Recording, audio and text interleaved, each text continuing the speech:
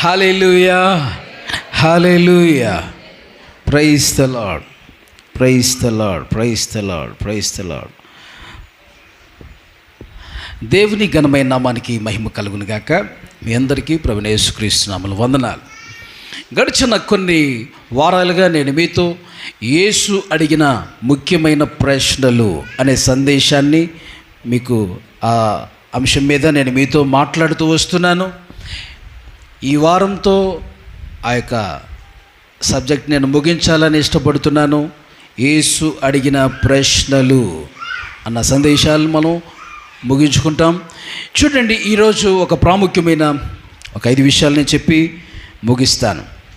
యోహాను సువార్త 6వ అధ్యాయం, యోహాను సువార్త 6వ అధ్యాయము 67వ వాక్యాన్ని చూడండి. కాబట్టి యేసు మీరు కూడా వెళ్ళిపోవాలని ఉన్నారా అని 12 మందిని అడగగా, సీమోను పేతురు, ప్రభువా ఎవని యొద్దకు వెళ్ళుదుము?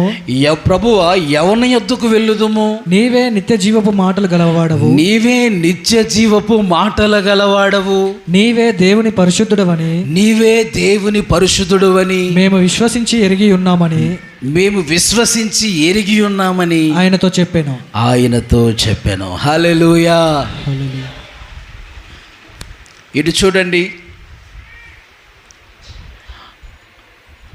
ఆ రోజుల్లో యేసు ప్రభువారు ఉన్న ఆ కాలంలో చాలామంది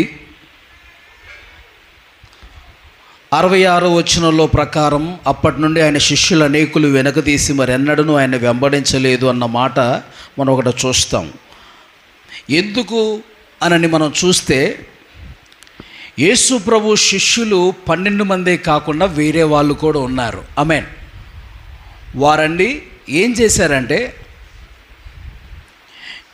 యేసు ప్రభువారు నా శరీరము నా రక్తము ద్వారా మీకు నిత్య జీవం ఉంది, నా శరీరం తిని నా రక్తం త్రాగువాడు నిత్య జీవం గలవాడు అని ప్రభు చెబుతున్న ఆ మాటలు కొంతమంది ఆ రోజుల్లో ఉన్న యూదులు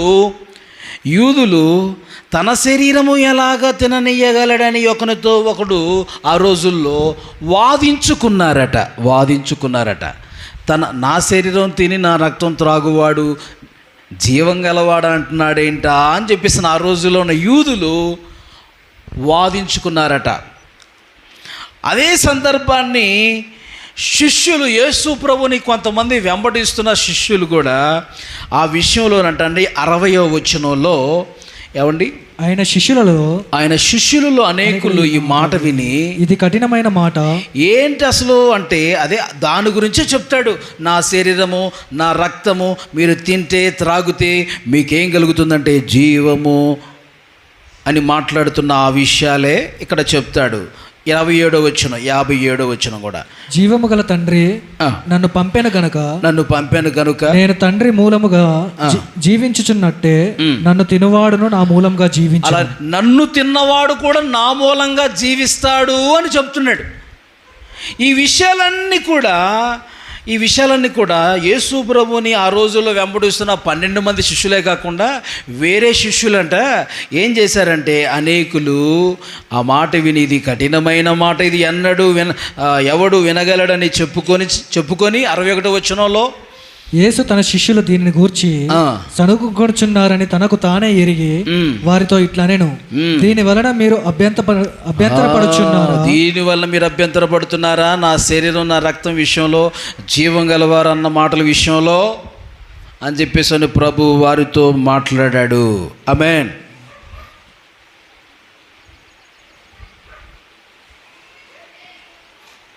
65వ వచనం, మరియు ఆయన తండ్రి చేత వానికి కృప అనుగ్రహింపబడకుంటే ఎవడును నా యొద్దకు రాలేడని ఈ హేతువును బట్టి మీతో చెప్పి తిని నేను దేవునికి స్తోత్రం.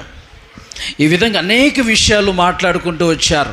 కొంతమంది ఆ రోజుల్లో యేసు ప్రభు వారిని కొంతమంది విడిచి లోకంలో కలిసిపోయారంట, వెనుక తీశారట.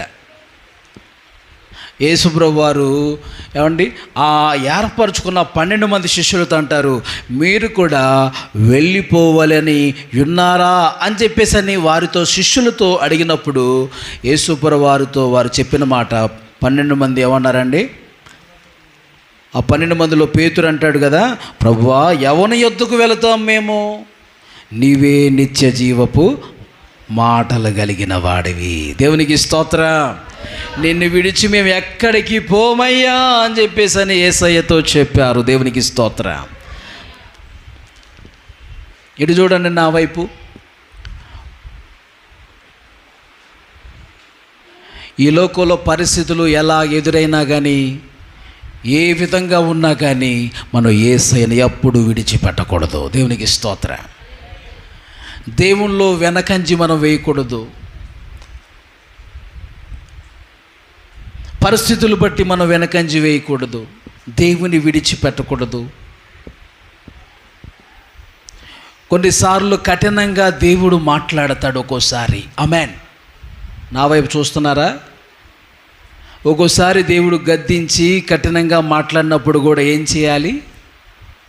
చెప్పట్లా మీరు?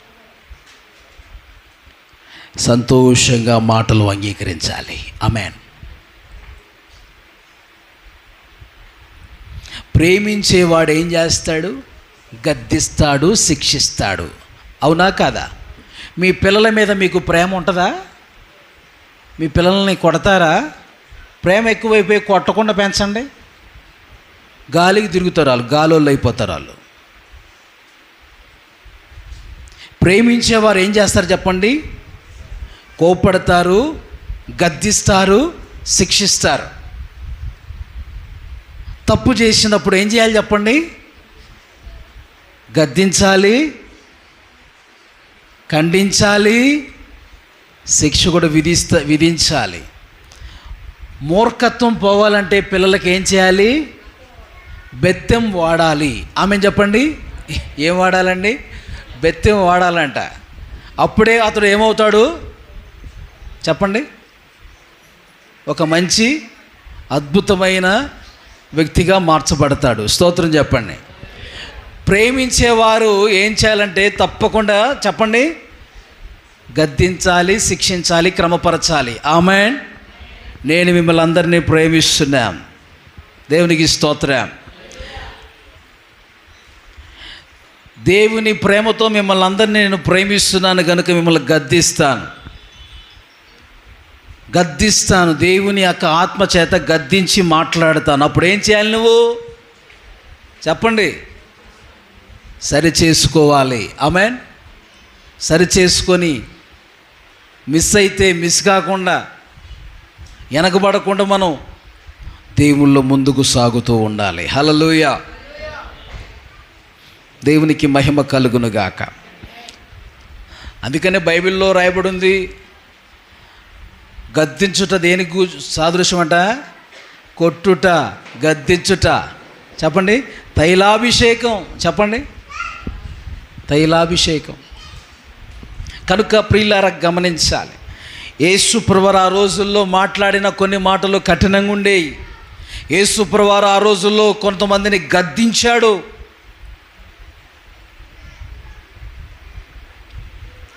దేవుని సన్నిధిలో ప్రభు తన వాక్యంతో మనతో మాట్లాడుతున్నప్పుడు, ఖండిస్తున్నప్పుడు, గద్దిస్తున్నప్పుడు మనం ఏం చేయాలి? సరి చేసుకునే మనసు ఉండాలి. సరి చేసుకునే మనసు ఉండాలి. అని చెప్పేసి ఏమంటే ఫీల్ అవటం కాదు, బాధపడటం కాదండి. గట్టిగా స్తోత్రం చెప్దామా? ఈ హాస్పిటల్ కాకపోతే వేరే హాస్పిటల్ ఉంది, ఈ డాక్టర్ కాకపోతే వేరే డాక్టర్ ఉన్నాడు మనకి, ఈ పాస్టర్ కాకపోతే వేరే పాస్టర్ ఉన్నాడు, ఈ సంఘం కాకపోతే వేరే సంఘం ఉంది. ఇలాగ మనం దేవుని బిడ్డలారా, దేవుడు మనతో గద్దించి మాట్లాడినప్పుడు కోపపడే వారంగా, బాధపడే వారంగా, ఫీల్ అయ్యే వారంగా ఉండకూడదు. ఆమెన్. హాస్పిటల్లో నువ్వు మార్చడానికి ఇప్పుడు ఏ సంఘంలో మీరున్నారో మీరు చనిపోయిందాక ఇదే సంఘంలో స్థిరపడి ఉందురుగాక. ఆమెను అంటున్నారా? ఎప్పటి వరకు? యేసయ్య వచ్చే వరకు. మీరు నాకు, నేను మీకు. దేవునికి స్తోత్రం. మనందరికీ యేసయ్య. దేవునికి స్తోత్రం. హల్లెలూయా. కలసి ఉందుముగాక. ఎక్కడ సాతానికి చోటివ్వక ఉందుముగాక. హల్లెలూయా. ప్రియులారా, కాబట్టి ప్రభు మిమ్మల్ని ప్రేమిస్తున్నప్పుడు, మిమ్మల్ని గద్దిస్తున్నప్పుడు సేవకుడి ద్వారా మీరు సరి చేసుకుంటూ పరిశుద్ధపరుచుకుంటూ, ఏమండి, అదే సంఘములో పరిశుద్ధపరుచుకుంటూ సరి చేసుకుంటూ స్థిరపడి అంతము వరకు, ప్రభు రాకడ వరకు నిలిచి ఉండాలి. ఆమేన్. హల్లెలూయా. ద్రాక్ష తోట విషయంలో ఒక సందర్భం బైబిల్ ఎదురైనప్పుడు, చావనైనా చస్తానే కానీ ద్రాక్ష తోట విడిచి వెళ్ళను. ఆమేన్. ఏంటి ద్రాక్ష తోట? దేవుని సంఘం. ఆమేన్. సంఘాన్ని, ఈ సంఘాన్ని విడిచి, చెప్పండి, సరైన విశ్వాస అయితే మీరు, సరైన విశ్వాసం కలిగిన వాళ్ళైతే మీరు ఈ ఉన్నతమైన ఈ వాక్యాన్ని విడిచి మీరు వెళ్ళరు. ఆమేన్. ఇలాంటి ఉన్నతమైన ఈ వాక్యము దొరకట్లేదు. ప్రభు మీకు ఇస్తున్నాడు. ఇది మీకు ఇచ్చిన దేవుడిచ్చిన భాగ్యం. ఆమేన్ చెప్పండి. సేవకుడు, సంఘం దేవుడిచ్చేటువంటి భాగ్యం. ఆమేన్. హల్లెలూయా. మీరు కూడా నాకు దేవుడిచ్చిన భాగ్యం. హల్లెలూయా. మా కిరీటం, మా అతిశయం మీరే. హల్లెలూయా. అలాగనే దేవుడు మీకిచ్చిన ఈ సహవాసం, అది ఎంతో భాగ్యం. హల్లెలూయా. దేవుడు మీకు ఇచ్చిన పరిశుద్ధాత్మ అనుభవం కలిగిన ఈ సహవాసం, ఈ ఉపదేశం, అది దేవుడిచ్చిన భాగ్యం. గట్టిగా స్తోత్రం చెల్లిద్దామా? దాన్ని బట్టి మీరు ఏం చేయాలి? మనందరం దేవుణ్ణి స్తుతిస్తూ, ఆరాధిస్తూ, మహిమపరచాలి. హల్లెలూయా. నేనంటాను, ప్రభువా, మీరు మాకు ఇచ్చిన మంచి సంఘాన్ని బట్టి నీకు స్తోత్రాలయ్యా నేనంటాను. మీరేమనాలి? మీరేమనాలండి? ప్రభువా, మీరు మాకు ఇచ్చిన సంఘాన్ని బట్టి, చర్చిని బట్టి, సావుకుని బట్టి నీకు స్తోత్రాలు, వందనాలయ్యా అని చెప్పాలి. హల్లెలూయా. అబ్బో, శనిగారి నుంచి వచ్చిందా కృపామృత? దేవునికి స్తోత్రం. ఆమె పరకాల అవతల శనిగారం నుంచి వచ్చిందండి. ఇంకా చాలామంది జ్వరాలు వచ్చి, కొంతమంది అనారోగ్యాలతో ఉండి రాలేకపోయి ఉన్నారు.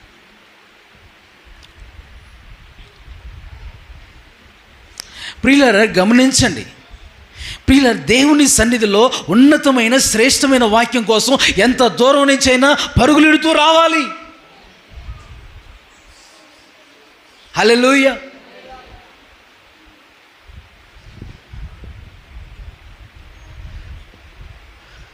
అందుకనే భక్తుడైన రాజబాబాయ్ గారు ఒక పాట రాశారు.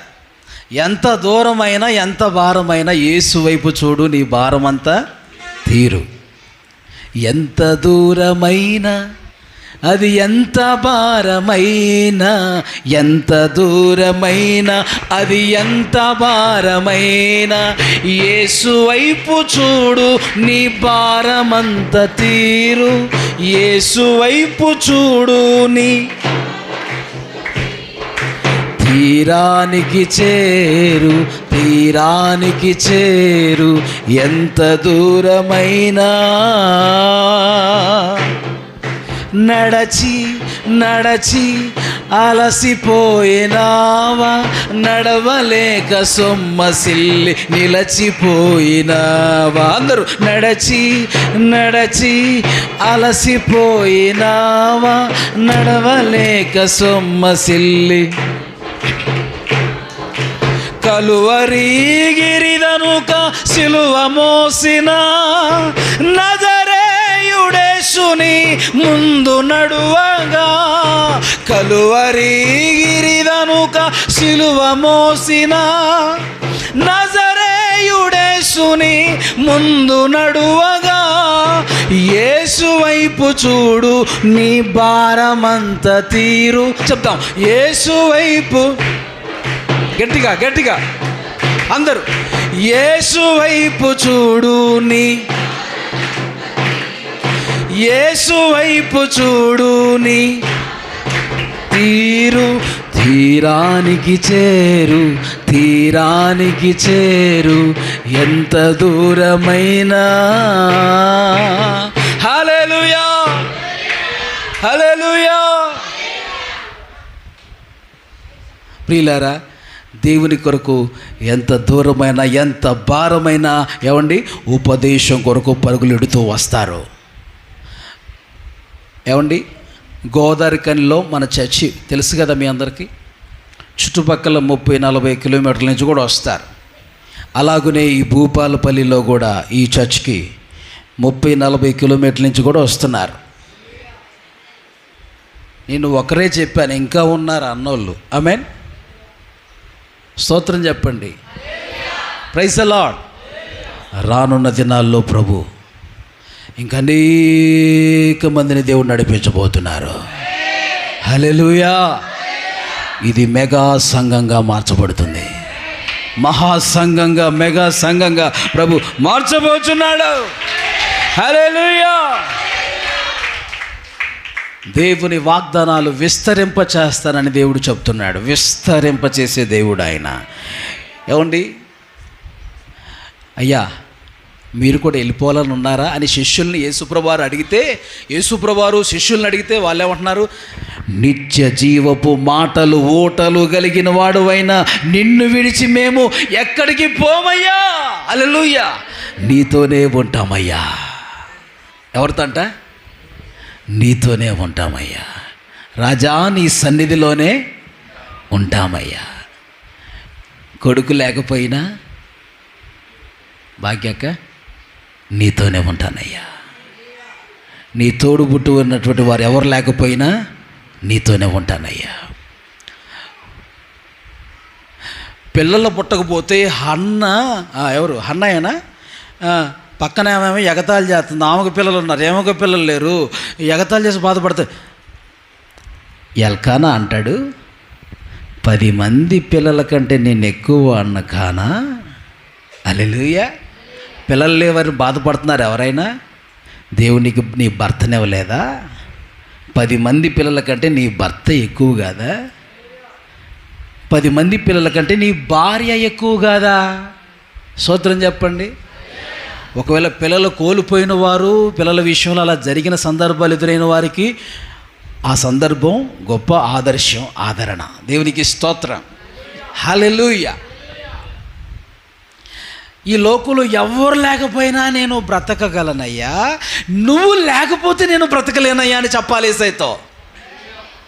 నేనుండాలేనయ్యా, నే బ్రతుకాలేనయ్యా, నీవే లేకుండా నేనుండాలేనయ్యా. ఎవరు లేకుండా? చెప్పండి. ఈ లోకంలో ఎవరు లేకపోయినా ప్రభువా నువ్వు లేకపోతే నేను బ్రతకలేనయ్యా. ఆమేన్. అమ్మ శాశ్వతం కాదు, నాన్న శాశ్వతం కాదు, నీ బంధువులు శాశ్వతం కాదు, ఈ లోకంలో ఎవ్వరు శాశ్వతం కాదు. ఆమేన్. యోబును మనం జ్ఞాపకం చేసుకుంటూ ఉండాలి. ఆమేన్. అన్నీ పోయినాయి. పిల్లలు 10 మంది చనిపోయారండి, కానీ విశ్వాసాన్ని విడవలేదు. కనుక దేవుని బిడ్డలారా, ప్రభువులోనే నిలబడి ఉన్నాడు.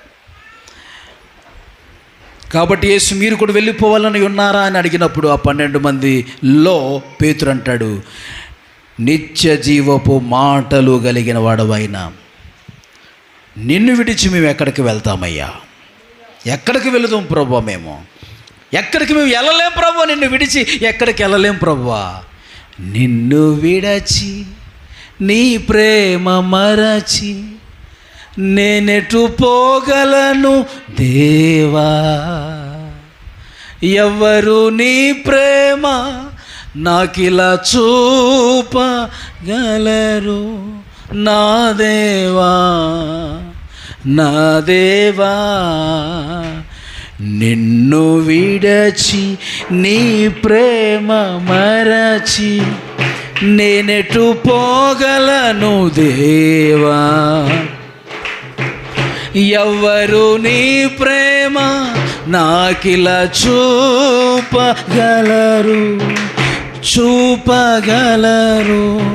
నా దేవా, నా దేవా, నిన్ను విడచి.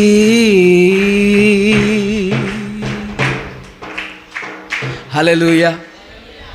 యేసయ్యను విడిచి మనం ఎక్కడికి పోలేము.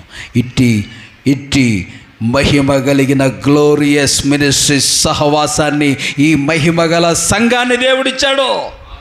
ఈ మహిమ కలిగిన సంఘాన్ని విడిచి ఎక్కడికన్నా పోగలమా? మీరు అనాలి, నేను విడిచి ఎక్కడికి పోలేనయ్యా. దేవునికి స్తోత్ర. అందుకనే మహిమ దిగొస్తే ఆ స్థలానికి పేతురు అంటాడు యేసయ్యతో, ప్రభువా మనం ఇక్కడ ఉండుట మంచిది. ఆమేన్. ఎక్కడ ఉండటం మంచిది? మహిమ దిగొచ్చిన ఆ స్థలం, రూపాంతరం చెందిన ఆ స్థలం గురించి అంటాడు పేతురు. అంటాడు, ప్రభువా ఇక్కడ ఉండుట మంచిది. స్తోత్రం చెప్పండి. ఈ మహిమ కలిగిన ఈ పరిచర్యలో, సంఘంలో మీరుండటం మంచిది. దేవుడు మిమ్మల్ని ఆశీర్వదించునుగాక. అది ఎన్ని పరిస్థితులు ఎదురొచ్చినా, ఏమండి, ప్రభు మనల్ని ప్రేమిస్తున్నప్పుడు, గద్దిస్తున్నప్పుడు, శిక్షిస్తున్నప్పుడు కూడా సరి చేసుకుంటూ, శుద్ధీకరించబడుతూ మనం యేసయ్య రూపులోకి మారుదుముగాక. అది నెక్స్ట్ పాయింట్. యోహాను సువార్త, అదే యోహాను సువార్త 10వ అధ్యాయం 34వ వచనం. అందుకు యేసు 10:34 యోహాను సువార్త. అందుకు యేసు మీరు దైవములని నేను అంటినని మీ ధర్మశాస్త్రంలో వ్రాయబడి ఉండలేదా? లేఖనము చూడండి ఏమంటున్నాడు, మీరు దైవములు అని అంటున్నాడు యేసయ్య. ఆమె చెప్పండి అమ్మా, ఒకసారి నా వైపు చూడండి. మనం అంటే ఎవరు? దైవములు అంటున్నాడు. అంటే దైవములు అనే మాటకు అర్థం ఏంటి? దేవుళ్ళు అని అర్థం. అంటే మనల్ని దేవుడు ఏమంటున్నాడు చెప్పండి యేసయ్య? అరే మనం ఎలా దేవుళ్ళు అవుతాం? దేవుళ్ళు అని చెప్పని అన్నాడంటే మనం ఎలా దేవుళ్ళు అవుతాం అన్న ఆలోచన వచ్చింది కదా. మనము దేవుని వంటి వారంగా మనం మార్చబడాలన్నదే ఆయన సంకల్పం. ఆమేన్ చెప్పండి. ఏంటది? మనము దేవుని వంటి వారుగా ఎవరికి వాక్యము వచ్చునో వారు దైవములు అని రాయబడి ఉంది. ఎవరు దేవుని వాక్యం వింటున్నారో, ఆ వాక్య ప్రకారం నడుస్తారో వారు దేవుని వంటి వారుగా మార్చబడతారు అని. దేవునికి స్తోత్రం.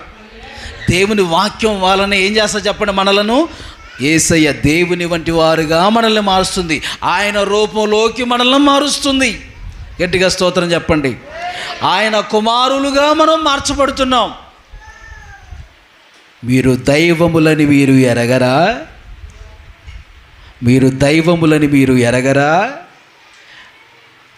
దేవుని వంటి వారుగా మీరున్నారని మీరు ఎరగరా? ఏమండి, యేసయ్య పిల్లలు ఎలా ఉంటారు? యేసయ్య లాగానే ఉంటారు.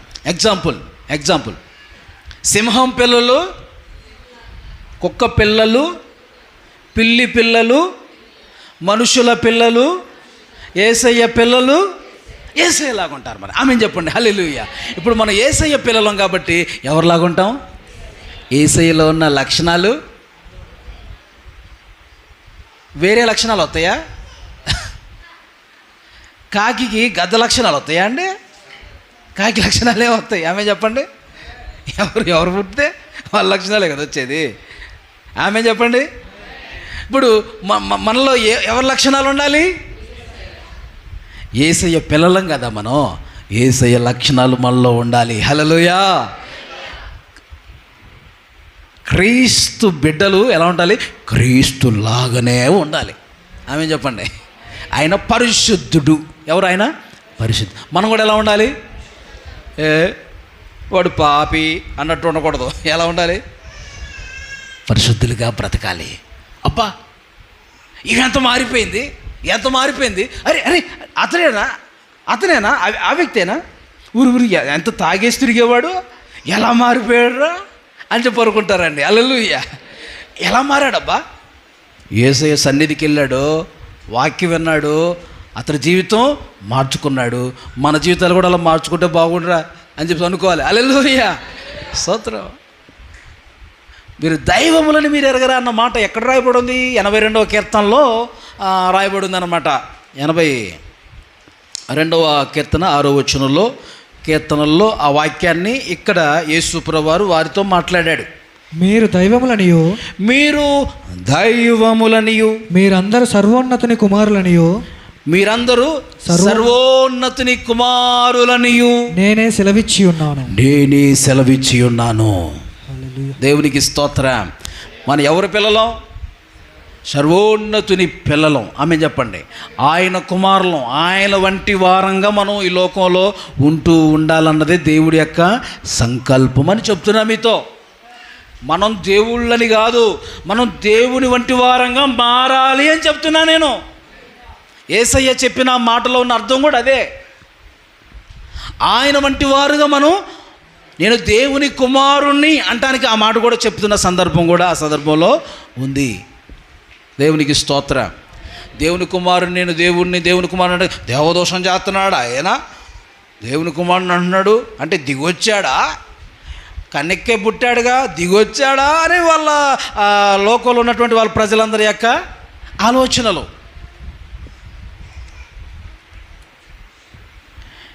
దేవుని వంటి వారుగా మనం ఉన్నాము. ఆమె చెప్పండి. మనందరం కూడా దేవుని వంటి వారుగా మారుదము గాక. మన పనులు, మన విధానాలు, మన క్రియలు అన్నీ కూడా ఎలా మారాలండి? దేవుని వంటివిగా మారాలి. స్తోత్రం. మనం అన్ని విషయంలో ఎవరిలాగా ఎదగాలి? యేసయ్యలాగా ఎదగాలి. పసిపిల్లలమై ఉండక అన్ని విషయంలో క్రీస్తులాగా మనం ఎదగాలి. ప్రేమ కలిగి సత్యము చెప్పుచు క్రీస్తు వలె మనం ఎదగాలి. హల్లెలూయా. అది మీరు దైవములని ఎరుగరా అని ప్రభు అడుగుతున్న మరొక విషయాన్ని మనం చూస్తున్నాం. మనం ఆయన వంటి వారముగా మనం మార్పు చెందుదుము గాక. ఆయన వంటి వారుగా మారటానికి దేవుడు మనకేమిచ్చాడు? వాక్యం ఇచ్చాడు. ఆమె చెప్పండి. ఈ వాక్యం మనల్ని ఏం చేస్తుంది? ఆయన వంటి వారుగా మార్చడానికి సహాయపడుతుంది. ఇంకా ఏమిచ్చాడు మనకి? పరిశుద్ధాత్మనిచ్చాడు.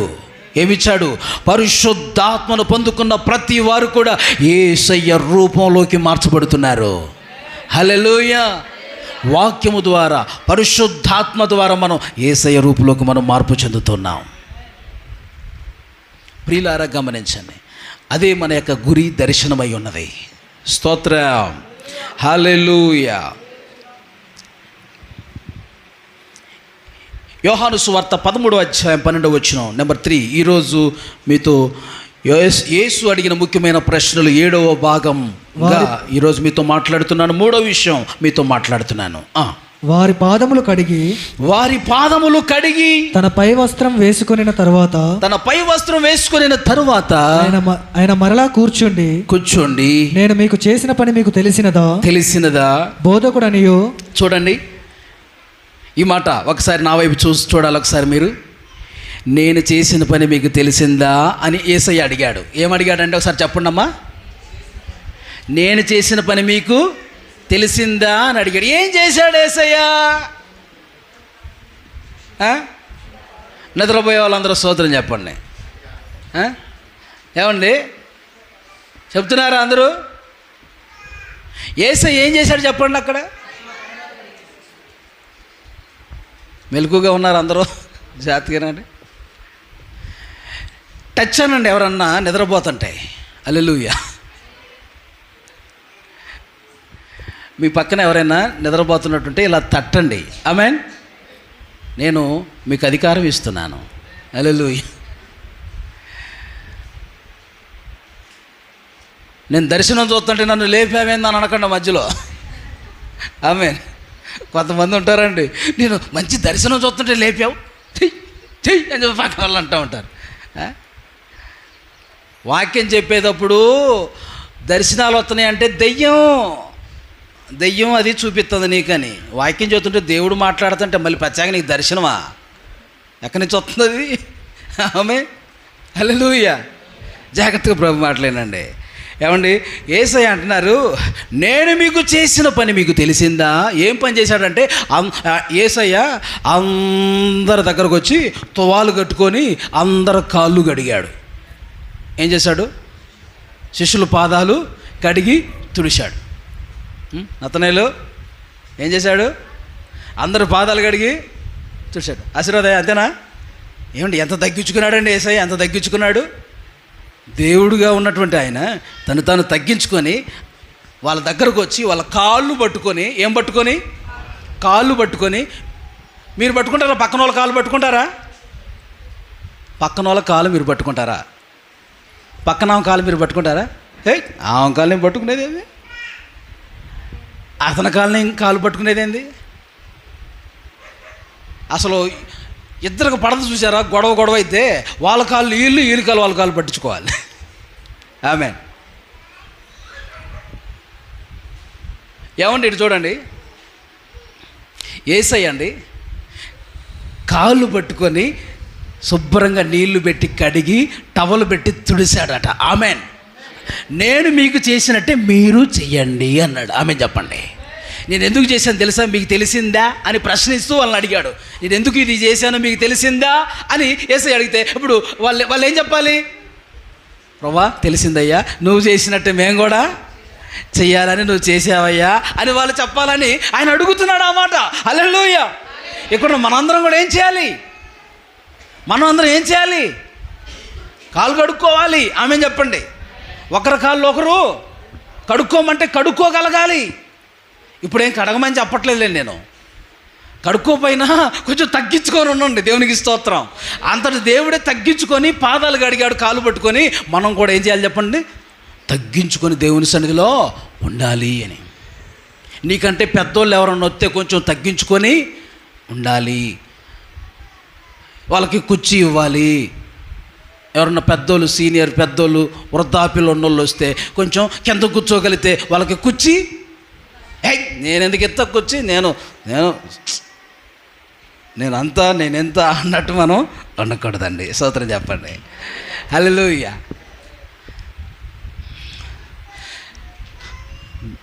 అదే, నేను మీకు చేసిన పని మీకు తెలిసిందా అని అందుకే యేసయ్య వారిని ప్రశ్నిస్తూ అడిగాడు. నేను ఎలాగ తగ్గించుకొని చేశానో ఆ పని పరిచర్య అలానే తగ్గించుకొని పరిచర్య చేయాలి. ఆమెన్. కుర్చీ వేస్తే కుర్చీలో కూర్చోవటం గొప్ప విషయం కాదు. వాళ్ళు గొప్ప వాళ్ళు అవ్వలేరు. ఆమె చెప్పండి. ఒక కుర్చీ వేస్తే కుర్చీ తీస్తే గొప్ప వాళ్ళు అవుతారు. గట్టిగా చప్పలు కొట్టి దేవుని మహిమపరచండి. ఆమెన్. ఆమెన్ అన్నారా? ఎవరైనా మీలో ఎవరైనా గొప్ప వాళ్ళు కావాలనుకుంటున్నారా? చేతులు ఎత్తండి. చేతులు ఎత్తండి. మీలో ఎవరైనా గొప్ప వాళ్ళు కావాలనుకుంటున్నారా? చేతులు ఎత్తండి. గొప్ప వాళ్ళు అవ్వాలని లేదా? గొప్ప వాళ్ళు అవ్వాలని లేదా? అవ్వాలనుకున్న వాళ్ళు చేతులు ఎత్తండి. ఆమేన్. నేను అడిగినట్టే ఆ రోజు యేసయ్య కూడా అడిగాడు. ఆ రోజు యేసు ప్రభువారు, మీలో మీరు గొప్పవారు అవ్వాలనుకుంటున్నారా అని యేసయ్య అన్నారు. అప్పుడు అందరూ కూడా ఎస్ అవును గొప్ప వాళ్ళు అవ్వాలనుకుంటున్నాం అని చేతులు ఎత్తారు. అప్పుడు యేసయ్య అన్నారు, మీరందరూ కూడా పరిచర్య చేయాలి. చెప్పండి. ఏమన్నాడు? పరిచర్య చేయాలి. ఆమేన్. పరిచర్య చేయాలండి. హల్లెలూయా. ఇప్పుడు భోజనాలు చేశారనుకో, ఇప్పుడు ప్లేట్లు ఉన్నాయి, కొంతమంది కడుగుతున్నారు, ఇబ్బంది పడుతున్నారు. నేను వెళ్ళి పరిచర్య చేయాలని ఆశ ఉండాలా లేదా? మనం భోజనం చేసాము, ఆ గంజి ఉంది, ఆ గిన్నె, ఆ పరిచర్య చేస్తే ఆశీర్వాదం అని, ఆ పరిచర్య చేస్తేనే దేవుడు గొప్పవాడు చేస్తాడు. ఆమేన్ చెప్పండి. దేవుని సన్నిధిలో దేవుని దూతలు తిరిగే స్థలం ఇది. ఆమేన్. దేవుని దూతలు సంచరించే స్థలం ఇది. ఒక పట్ట తీసినా అది ఆశీర్వాదం. ఒక కుర్చీ తీసినా, వేసినా, తీసినా, హల్లెలూయా, అది ఆశీర్వాదం. ఒక ప్లేటు కడిగినా ఆశీర్వాదం. ఆ బాత్రూమ్స్ మంచిగా శుభ్రంగా కడిగినా అది ఆశీర్వాదం. దేవునికి స్తోత్రం చెప్పండి. ఒక కింద పడిన ఒక కాగితం ఏదైనా వేస్ట్గా పడిపోయి ఉంటే తీసినా అది ఆశీర్వాదం. దేవునికి స్తోత్రం. దేవుని సన్నిధిలో చేసే ప్రతి పరిచర్య ఊడ్చిన ఆశీర్వాదం, హల్లెలూయా, ఎత్తి బయట పడేసిన ఆశీర్వాదం, వేస్ట్ అంతా కూడా. ప్రియులారా, దేవుని సన్నిధిలో పరిచర్య చేసేవారు దేవుడు ఏమన్నాడు? వారు గొప్పవారు అవుతారు అని అన్నాడు. ఆమేన్. ఎవరు గొప్పవారు అవుతారట? పరిచర్య చేసిన వాళ్ళు. అప్పటికప్పుడు వచ్చి వెంటనే వెళ్ళిపోయేవారు ఆశీర్వాదం ఎలా పొందుకుంటారు? ఏదో ఒక పని చేయాలి. ఏదైనా వేస్ట్గా ఫ్యాన్ తిరుగుతుంది అనుకో, ఎవరు లేరు అక్కడ, ఫ్యాన్ తిరుగుతుంటే అదేం చేయాలి? ఆపేయాలి. ఖాళీగా ఒకటి తిరుగుతూ ఉంటే ఆపేసేయాలి. ప్రియులారా, పరిచర్య చేసేవారు గొప్పవారు అవుతారు అన్నాడు దేవుడు. సంఘంలో నేను గొప్ప నేను గొప్ప నేను గొప్ప అని చెప్పేసి అని ఎవరు విర్రవెక్కకూడదు. ఆమెను చెప్పండి. ఎవరు నేను గొప్ప సంఘంలో అని చెప్పేసి అని ఎవరు గొప్ప కాదు, అందరూ ఎవరికి వారే గొప్ప. ఆమెనన్రే, అందరూ గొప్పే. అందరూ గొప్పేనా? స్తోత్రం చెప్పండి. ఎవరు తీసేసి తగిన వారు ఉన్నారండి? ఎవరన్నా మనం తీసేయచ్చా? ఏమన్నా తీసేయచ్చా? అందరూ గొప్పే. హల్లెలూయా. మీరు ఒకసారి దండం పెట్టండి, ఇలాగా దండం పెట్టుకోండి. ఎవరికి పెట్టుకుంటున్నారు? యేసయ్యకి అనుకోండి. హల్లెలూయా. యేసయ్యకో లేకపోతే ఈ సమయంలో నాకు ప్రైజ్లాడు చెబుతారు అనుకోండి. ఇప్పుడు ఇలా పెట్టారా? వీటిలో పెడితే ఈ చివరిన ముందే ఏం వేలుంది? ఈ చిటికీలు అంటే నేను గొప్ప అంటుంది. ఎందుకంటే మీరు దండం పెట్టారు కదా, నేను ముందున్నాను, నేను గొప్ప అంటది ఇది. దండం పెట్టాను, నేను ముందున్నాను కాబట్టి నేను గొప్ప అంటదంట ఇది. హల్లెలూయా. చిటికీలు. తర్వాత ఏ వేలు ఉందండి? ఇదేంటండి? ఉంగరం రేలు అంటారు కదా. ఈ రేలు ఏమంటది? ఎవరైనా ఉంగరం పెట్టుకోవాలంటే నాకే పెట్టుకుంటారు, నేనే గొప్ప అంటది ఇది. ఇకపోతే ఇలా దండం పెట్టినప్పుడు మనం అన్ని వేలు కంటే పెద్ద వ్రేలు ఏదండి? మధ్య వ్రేలు కదా. ఈ మధ్య వ్రేలు అంటది మీ అందరికంటే నేనే ఎత్తుగా ఉన్నాను, పెద్దగున్నాను, నేనే గొప్ప అంటది ఇది. తర్వాత ఇంకే వేలు? దీన్ని ఏమంటాం? చూపుడు వేలు కదా, చూపుడు వేలు అంటాం. అయితే ఈ వేలు అంటది ఎవరినైనా చూపించాలంటే నా వేలే చూపించాలి, కొంచెం అందం ఉంటుంది చూపించడానికి, నేనే గొప్ప అంటది ఆమె. ఇకపోతే ఇదేంటి? ఈ చివరి వేలు, బొటన్ వేలు ఉంది కదా, ఏదైనా వస్తువు పట్టుకోవాలంటే చెప్పండి, నా సపోర్ట్ ఉండాలి, లేకపోతే అది జారి పడిపోద్ది కాబట్టి. అంతేనా? ఏదైనా ఒక వస్తువు పట్టుకోవాలంటే ఏముండాలండి? ఈ 4 ఏళ్ళతో పాటు ఇది సపోర్ట్ ఉండాలి. నేను లేకపోతే కుదరదు, నేను గొప్ప అంటుంది. కాబట్టి దీంట్లో అన్నీ గొప్పే. ఆమె చెప్పండి. ఏది తీసేదగింది కాదు. అలాగనే సంఘంలో కూడా ఎవ్వరు తీసేదగిన వారు లేరు, అందరూ దేవుడికి అవసరమైన వారే. హల్లెలూయా. ఒకరికొకరు సంఘంలో ఘనంగా ఎంచుకోవాలి. నేను గొప్పని కాదు, కానీ ఒకరికొకరు ఘనంగా ఎంచుకోమన్నాడు దేవుడు. ఘనత విషయంలో ఒకరికంటే ఒకరు ఎలా ఎంచుకోవాలట? ఘనంగా గొప్పవారుగా ఎంచుకోవాలి. వాడా చీ వేస్ట్ ఫెలో, ఆమె వేస్ట్ ఫెలో, అలాంటి మాటలు మన నోటమటే రాకూడదు. పక్కన వారిని మనం అనకూడదు. దేనికి పనికిరాని వారినే దేవుడు పనికొచ్చేలాగా వాడుకునే దేవుడు. దేవునికి స్తోత్రం. హల్లెలూయా. ఇక్కడ సందర్భం అదే. మీరు కూడా ఒకరినొకరు తగ్గించుకొని ఒకరినొకరు ఘనపరుచుకుంటూ ఉండండి అని ప్రభు చెప్పాడు. ఆ దేవునికి స్తోత్రం కలుగునుగాక. అదే అక్కడ పాఠం అదే. నేను ముగించబోతున్నాను. చివరి మాటలు జాగ్రత్తగా ఆలకించండి. యోహాను సువార్త 21వ అధ్యాయం 5వ వచనం. నంబర్ 4, 4వ విషయం మీతో మాట్లాడుతున్నాను. యేసు, పిల్లలారా, భోజనమునకు మీ యొద్ద ఏమైనా ఉన్నదా అని వారిని అడగగా లేదని వారు ఆయనతో చెప్పిరి. చూడండి, యేసు ప్రభువారు అండి సమాధిలోంచి తిరిగి లేచిన తర్వాత వారికి ప్రత్యక్షమై ప్రభు అడుగుతున్నటువంటి 3వసారి వారికి కనబడుతున్నాడు. ఆమేన్. ఏమంటే ఇక్కడ గలిలయ సముద్రం మనకి కనబడుతుంది. తిబెరియా సముద్రం అంటే గలిలయ సముద్రం అని అర్థం. ఏమంటే ఇటు చూడండి, ఒకరోజు గలిలయ సముద్రంలో చేపలు పట్టుకుంటూ ఉంటే సీమోను పేతురు వాళ్ళు మనం చూసు, ఆ సందర్భం తెలుసు. ఆ సందర్భం వేరు, ఈ సందర్భం వేరు. హల్లెలూయా. ఇక్కడ వెళ్ళి చేపలు పడుతున్నారట, కానీ రాత్రి అంతా పడిన ఒక చేప కూడా పడకపోతే యేసు ప్రభువారు అన్నారు, వారి దగ్గరికి వెళ్ళి, పిల్లలారా మీ వద్ద భోజనానికి ఏమైనా ఆహారం ఉందా అని అడిగాడు. అప్పుడు వాళ్ళు ఏమన్నారండి? లేదు అన్నారట. లేదన్నప్పుడు ప్రభు ఏం చెప్పాడండి? చేపలేం పడలేదు కదా, మీరు కుడివైపున వల వేయండి అని అన్నాడు. కుడివైపున వల వేయమంటే కుడివైపున వల వేశారట. కుడివైపున వల వేస్తే ఏం జరిగిందండి? 153 చేపలు పడ్డాయట. హల్లెలూయా. లెక్క కౌంటింగ్ ఉంది. ఇంతకుముందు వాటికి కౌంటింగ్ లేదు. దీనికి మాత్రం ఏమిచ్చారు? కౌంటింగ్ ఎంత?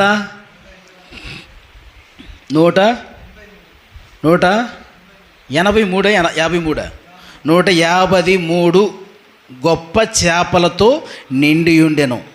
చేపలు అంత విస్తారంగా పడినను వల పిగలలేదు. యేసు రండి భోజనం చేయడని వారితో అనెను. దేవునికి స్తోత్రం. 153 గొప్ప చేపలు వలలో పడినప్పుడు శనగలేదట వల. అంటే ఆ 153 చేపలు ఎవరు సమకూర్చారు? యేసయ్యే సమకూర్చారు వారి కోసం. దేవునికి స్తోత్రం. ఏమండి, మీ వద్ద భోజనానికి ఏమైనా ఉందా అని అన్నాడంటే ఆయనకు ఆకలేసి అడిగాడా, లేకపోతే వాళ్ళ ఆకలి గురించి అడిగాడా? ఆ మాట మళ్ళీ చదవండి బ్రదర్. 21:22, 21:5.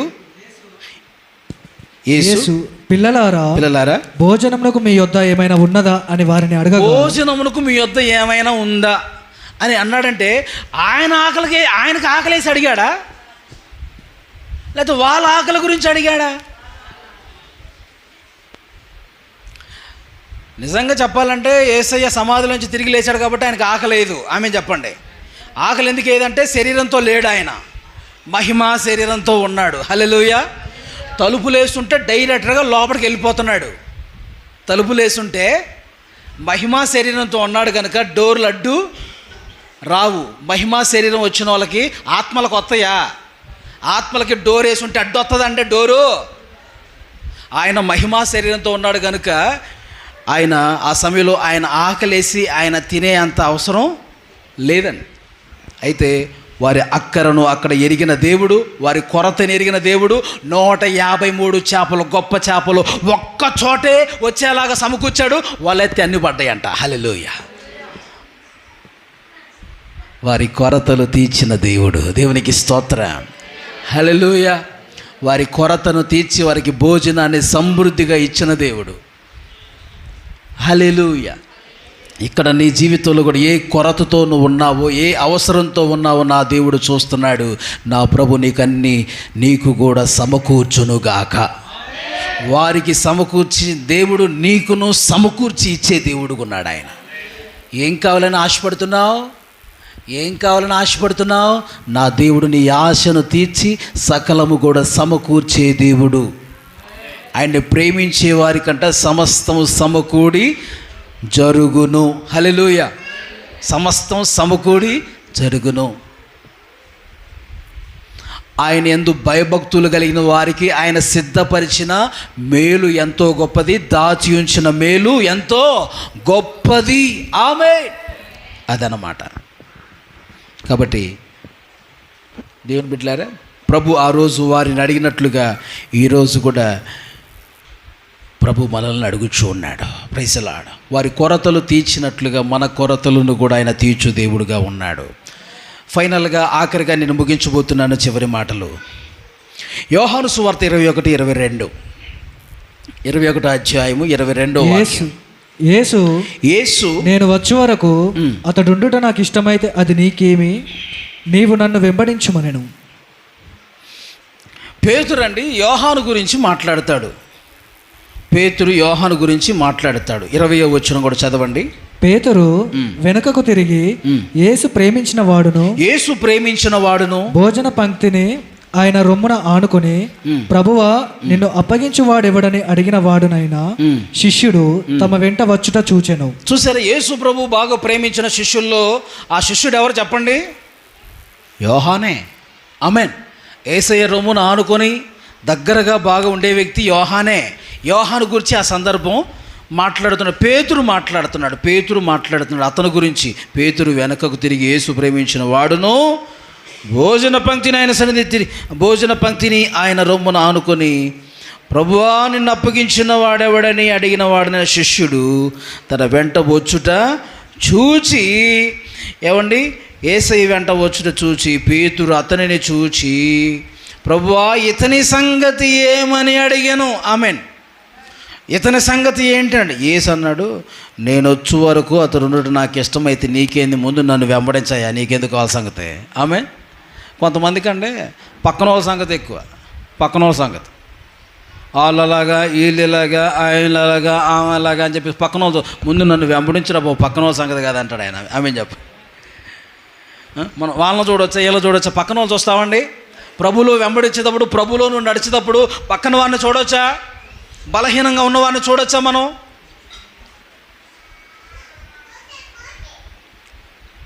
చర్చికి క్రమంగా రాని వాళ్ళు మనం చూడొచ్చా? కొంతమంది కూడా పక్కన వాళ్ళు ఆన్లైన్లో చూస్తుంటారు. ప్రభు ఏమన్నాడు, అసలు వాళ్ళ సంగతి నీకెందుకు, ఒకవేళ నా రాకుడు వచ్చే వరకు అతను ఉంటే నీకేందంట, ముందు నన్ను వెంబడించు అని అన్నాడు యేసయ్య. స్తోత్రం చెప్పండి. కాబట్టి పక్కన వాళ్ళు అలా ఉన్నారు, వీళ్ళు ఇలా ఉన్నారు అనేది మనం పట్టించుకో అవసరం లేదు. ముందు మనం ఏం చేయాలి చెప్పండి? యేసుని వెంబడించడం చేయాలి. మృతులు పాతి పెట్టుకుంటారు, నన్ను వెంబడించంటాడు ఒక సందర్భంలో. ఆమె చెప్పండి. మనం పక్కన వారిని చూడొద్దు, ఎదుటి వారిని చూడొద్దు, బలహీనంగా ఉన్నవారిని చూడొద్దు. మనము యేసుని వెంబడించువారుగా ఉందముగాక. హల్లెలూయా. పక్కన వారి గురించి పక్కన వాళ్ళతో మాట్లాడటం కూడా అవసరం లేదు, అడగొద్దు. అలాగా యేసయ్యతో కూడా మనం ఆయన అలాగ ప్రభా, ఈయన ఎలాగ ప్రభా అని కూడా అడగ అవసరంలా. ముందు మనం వెంబడించడం నేర్చుకోవాలి. దేవునికి స్తోత్రం. సందేశం ముగించబడింది. ప్రియులారా, ప్రభు ఈరోజు మనతో మాట్లాడిన ఈ విలువైన ఆ మాటలు హృదయాల్లో భద్రపరుచుకుందాం. ప్రభు కొరకు సిద్ధపడదాం. అందరూ మోకరించండి, ప్రార్థన చేసుకుందాం. Thank you holy spirit. Hallelujah, hallelujah. ప్రభువా, ఆ రోజున శిష్యులను అడిగిన దేవా, ప్రభువా, ఆ రోజు నాయన సద్దుకైలు పరిసయ్యులతో శాస్త్రులతో ప్రభువా ప్రశ్నిస్తూ వారిని అడిగిన దేవా, ఈరోజు మమ్మల్ని కూడా దర్శిస్తున్నారు, మమ్మల్ని అడుగుచున్నారు, ప్రశ్నిస్తున్నారు. తండ్రి స్తోత్రమయ్యా. హల్లెలూయా, హల్లెలూయా, హల్లెలూయా. స్తోత్రం, స్తోత్రం, స్తోత్రం.